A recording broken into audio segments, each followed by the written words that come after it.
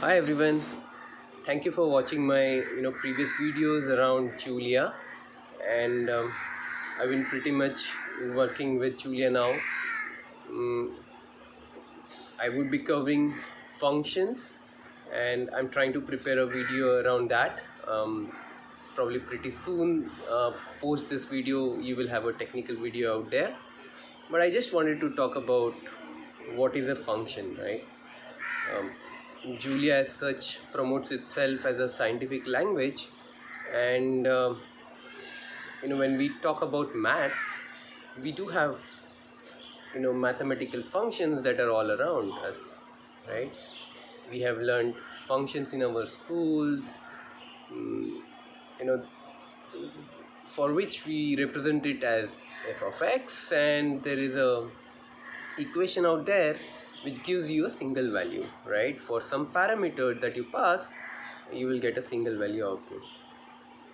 Now when we look at computer programming, we have this keyword called as functions, and pretty much we write them as uh, a code which we can repeatedly call whenever that kind of a function or a subroutine has to be done.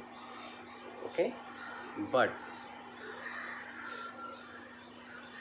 the term, like when we have that term function used in maths and used in computer programming, is very different. Okay, your maths function will always return you a single output. If you pass, you know if it's a square function, right? If you see a square function, you pass 4 to it, you will always have 16, right? You will never have same value for a different input that you pass.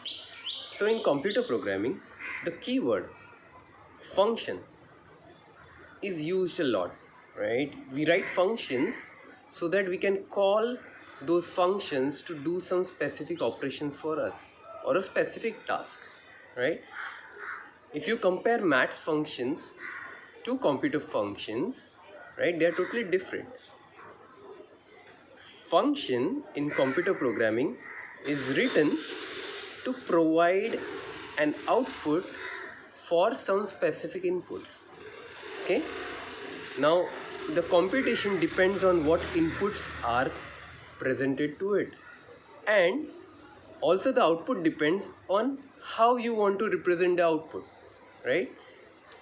A simple example, I have a function which tells me that if I pass values like Monday, Tuesday, days, right?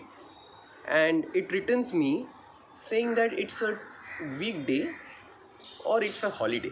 Okay, so I pass Thursday to it, and it says, hey Hillel, you have to go to office and it's a weekday. But if I pass Sunday to it, it says it's a holiday. If I pass Saturday to it, it again says it's an holiday. So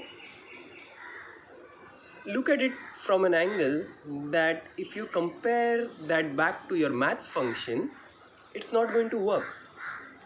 Okay, because math functions are always returning one single value for a specific set of inputs.